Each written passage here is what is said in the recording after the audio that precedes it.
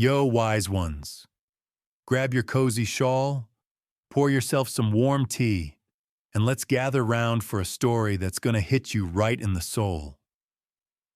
This ain't just any tale. It's a heart-pounding, eye-opening journey about a father whose love for his family got tangled up in greed so dark it nearly tore everything apart. We're diving deep into a village where hard work, family bonds, and a terrifying ritual collide, leaving a lesson you'll carry with you. My dear elders, this one's for you. A reminder that true wealth isn't in gold, but in the love we hold tight. You ready to walk this path with me? Let's get into it. Imagine a village called Enkpor, nestled in a valley where the sun rises slow and golden, painting the yam fields and thatched roofs with a glow that feels like hope. The air's thick with the scent of fresh earth and roasted corn, and the sound of kids laughing mixes with the cluck of chickens. In Ankpor, life's simple but rich with community. Neighbors share meals, elders swap stories under the big Iroko tree, and everyone knows everyone's name. In this village lives a man named Okoye. Now, Okoye's no chief, no big shot. He's a farmer, but not the kind with his own land. He toils on other folks' farms, breaking his back under the hot sun for just enough to keep his family fed. But let me tell you, wise ones, Okoye's got something money can't buy. A family that's his whole world. His wife, Neka, is a beauty with a smile that lights up the market where she sells peppers and okra. Their 3 kids, 2 strong boys, Chidi and Emeka, and a daughter, Adaugo, with eyes like stars, are the heartbeat of their little mud brick home. They ain't rich in coins, but their laughter? That's pure gold. Have you ever known a family like that, wise ones? Poor in pockets, but rich in love? Drop a comment and tell me. I want to hear your stories. Okoye's days start before the roosters crow. He's out in the fields, hoe in hand, sweat dripping, planting yams or harvesting cassava for someone else's barn. It's grueling, but he never complains. Every coin he earns goes straight to Neka, who stretches it like magic to keep the kids clothed and the pot simmering. At night, when he drags himself home, bone-tired, Neka's there with a bowl of egusi soup, and the kids tackle him with hugs. "Papa, tell us a story," Adaugo begs, and Okoye, with a tired grin, spins tales of talking tortoises and brave hunters. The kids giggle, Neka hums a song, and for a moment, the world feels right. But life in Ankpor ain't always kind to folks like Okoye. The village has its share of big men, wealthy farmers, traders with fat purses, who look down on him. "Okoye, you're a good man, but you're just a laborer," they'd say, their smiles more pity than respect. Okoye brushes it off, but it stings. He's got friends, sure, but they're the kind with big houses and bigger egos. Over time, those friends start drifting away. "Why hang with a poor man?" they whisper behind his back. It hurts, but Okoye tells himself, "My family's enough. They're my treasure." Have you ever felt left out because you didn't have enough wise ones? Share it in the comments. I'm all ears. Now, Okoye is no stranger to struggle. Some days, the farm owners forget to pay him. "Come back tomorrow," they'd say, waving him off. Tomorrow comes, and it's the same excuse. Once, a rich farmer named Mazi Ugo made him clean his pigsty for extra work, then tossed him a few coins like he was a beggar. Okoye swallowed his pride, thinking of Adaugo's new school dress. Another time, a so-called friend asked him to scrub pots for a feast, laughing, "Okoye, you're good at this." The village kids saw, and Okoye's heart sank. But he did it for his boys' sandals. Through it all, he keeps going, waking up each dawn with a prayer. God, let my family be okay. Neka sees the toll it takes.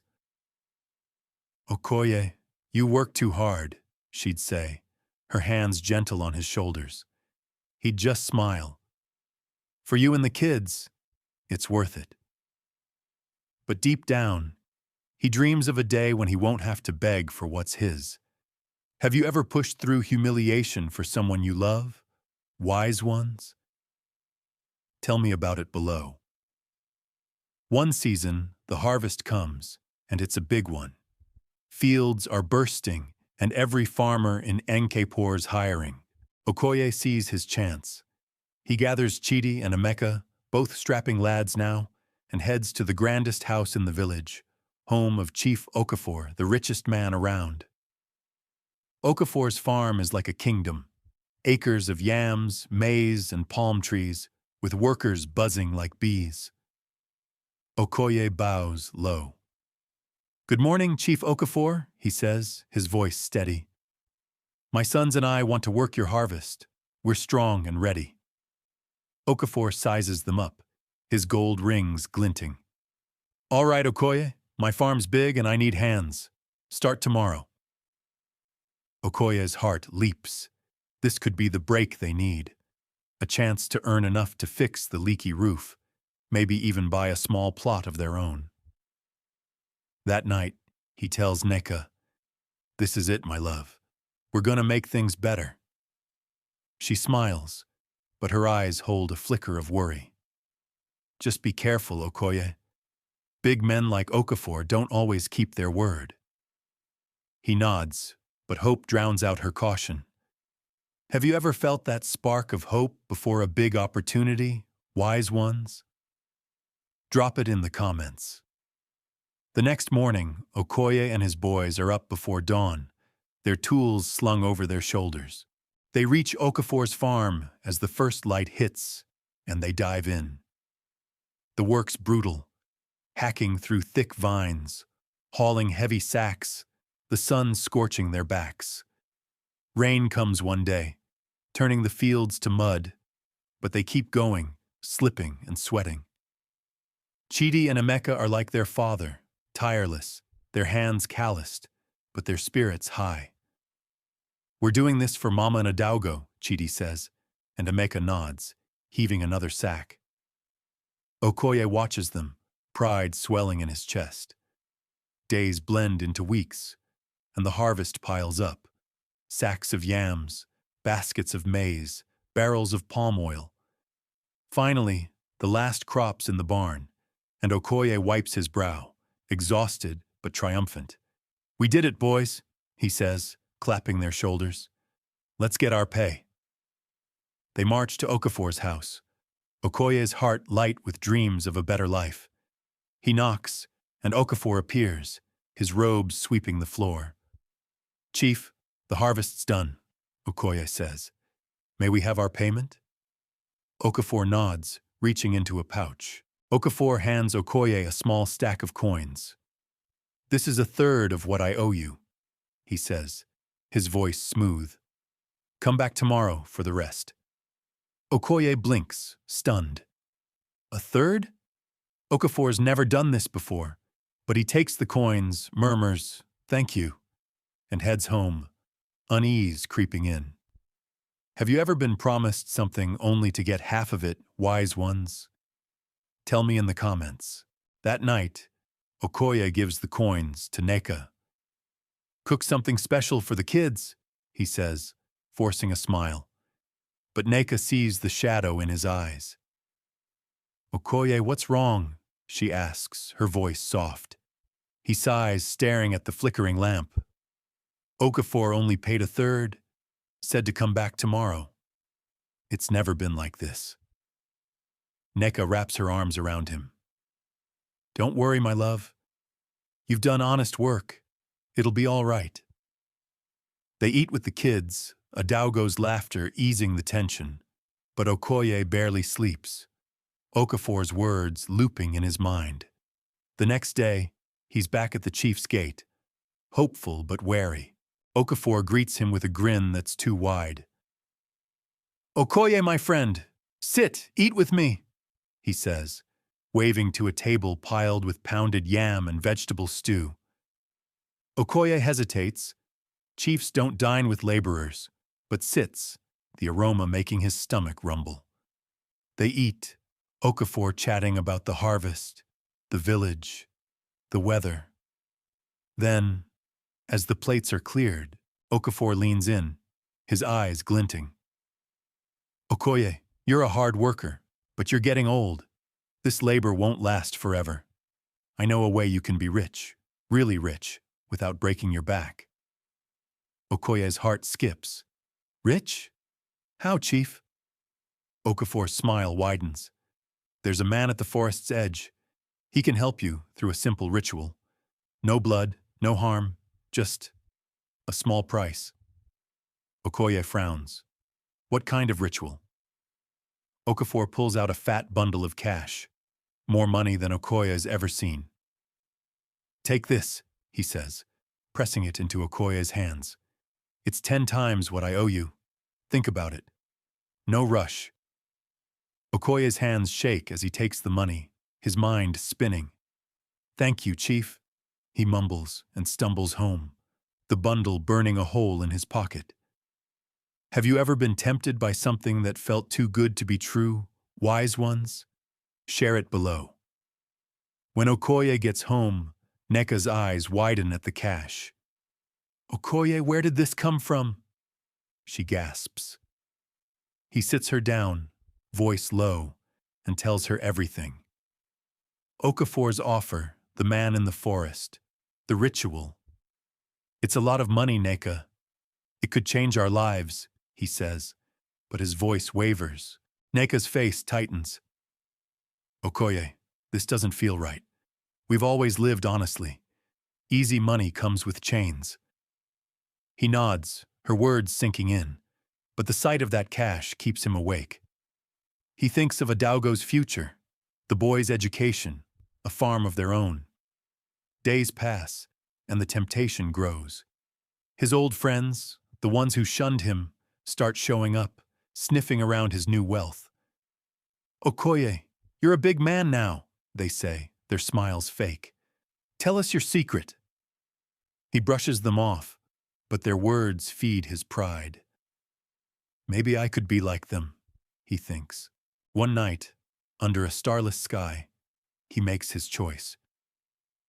"Neneka," he says, his voice heavy, "I'm going to the forest tomorrow. For us." Her eyes fill with fear, but she nods. "Promise you'll come back safe," she whispers. He holds her tight. "I promise." Have you ever made a choice you knew might be wrong, wise ones? Tell me in the comments. The next morning, Okoye treks to the forest's edge, where the trees loom dark and thick. His heart pounds as he reaches a hut, its walls woven with vines. An old man steps out, his beard white as moonlight, his eyes sharp as knives. "Okoye," he says, voice like gravel. "Chief Okafor sent you. Ready for the ritual?" Okoye swallows hard. "Yes, sir." The old man leads him to a clearing, where stones form a circle around strange symbols etched in the dirt. He hands Okoye a bowl of black oil. "Rub this on your skin," he says, starting to chant. The air hums, heavy and electric. Okoye smears the oil, feeling it burn, then cool, like it's sinking into his bones. The old man places a hand on his head. "The gods have chosen you," he intones. "Wealth will come, but there's always a price. Use it wisely." He gives Okoye a pouch of gold coins. "This is the start. More will follow." Okoye stammers, "Thank you," and hurries home, the coins jingling, his mind a mix of thrill and dread. When he shows Neka the gold, her jaw drops, but her eyes stay wary. "Okoye, what did you do?" she asks. He forces a smile. "The gods blessed us, my love." That night they celebrate, but Neka's quiet, watching him like she sees something he doesn't. Have you ever felt a gift came with strings attached? Wise ones? Drop it in the comments. Days turn to weeks, and Okoye's life transforms. Gold pours in. Coins, jewelry, fine cloths. Their mud brick hut becomes a house with painted walls and a tin roof. The kids wear new clothes. Neka buys a proper market stall, and Okoye finally owns a small farm. The village buzzes. Okoye's rich, they whisper. How'd he do it? His old friends, the ones who mocked him, come crawling back, all smiles and flattery. Okoye, you're a legend, they say, begging for his secret. He tells them, the gods blessed me, but keeps the ritual locked tight. At home, the kids are thrilled. Adaugo dances in her new dress. Chidi dreams of school. Emeka talks of buying goats. But Neka's not fooled. She sees Okoye's distracted eyes, the way he flinches at shadows. Okoye, this wealth, it's not normal, she says one night. What's the cost? He brushes it off. We're fine, Neka, enjoy it. But he's lying, to her, to himself. The old man's words, there's always a price, haunt him. Have you ever sensed trouble behind a blessing, wise ones? Tell me below. Then, one evening, a messenger arrives, his face grim. The old man in the forest wants you, he says. Okoye's blood runs cold. He knows what's coming. The next morning, he trudges back to the hut, his stomach churning.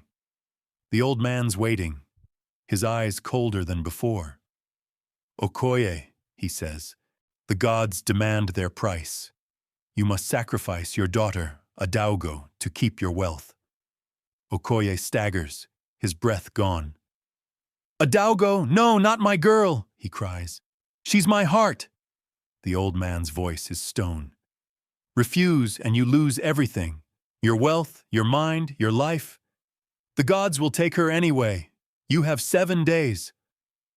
Okoye stumbles home, his world crumbling. He can't tell Neka. How could he? Adaugo's laughter echoes as she plays outside, each giggle a knife in his chest. He paces, sleepless, the old man's threat clawing at him. I have 2 sons, he thinks, desperate. They can carry the family name. It's a vile thought, but fear and greed twist his mind. Have you ever faced a choice that felt like betraying everything you love, wise ones? Share it in the comments. The days crawl by, each one heavier. Okoye watches Adaugo, her smile, her songs, and his heart screams, no. But the fear of losing everything, his new life, his family's comfort, pushes him closer to the edge. On the 5th night, he breaks. I have no choice, he whispers, tears falling. He prepares the ritual as the old man instructed, a potion, black oil, a mortar hidden in the forest. His hands shake as he mixes the brew, his soul screaming. He finds Adaugo in the yard, her eyes bright. Adaugo, come, he says, voice cracking. Drink this, it's special. She trusts him, always has, and drinks, then rubs the oil as he says. Her eyes droop, and she collapses, unconscious. Okoye carries her to the forest, each step tearing him apart. In the clearing, he lays her in the stone circle, the mortar beside her. I'm sorry, Adaugo, he sobs, raising his hands to finish the ritual. But then, a scream. Okoye, no! It's Neka, her face wild with horror. She followed him, sensing his darkness. Villagers, roused by her cry, flood the clearing, their torches blazing. They seize Okoye, pulling him from Adaugo. Neka cradles her daughter, sobbing, What have you done? The villagers drag Adaugo to the herbalist, praying she can be saved. Okoye's tied up, his world shattered. Have you ever seen someone you love almost lose everything, wise ones? Tell me below. By dawn, the village is in uproar. A Dao goes with the herbalist, her breathing shallow but alive. The elders call for the king, and Okoye's march to the palace, bound and broken. The villagers whisper, their eyes full of betrayal. In the king's hall, Okoye kneels, his voice hoarse. "It's true," he confesses. "Chief Okafor tricked me. He promised wealth, sent me to the old man. The ritual gave me riches, but they demanded a Daogo. I was scared, weak, I'm sorry." The king's face darkens. "Where's Okafor?" he demands. The guards search, but Okafor's gone, fled with his gold, leaving Okoye to face the consequences. The king rises. "Okoye, you nearly killed your child for greed. But Adaugo lives thanks to your wife. You'll spend your days in prison, working to atone. Your family may visit, but you'll carry this shame." Okoye nods, tears falling. "Thank you, my king." As he's led away, Neka watches, her heart torn but resolute. She'll raise the kids, rebuild their lives, without the cursed wealth. Okoye's cell is cold, but he prays for forgiveness, for his family's healing. Wise ones, greed can blind us, but love can save us. Hold your family close and don't chase what glitters. Hit that like button if this touched you. Drop a comment with your own story of temptation or redemption, and subscribe for more tales that stir the soul. Stay blessed, stay wise, and I'll see you in the next one.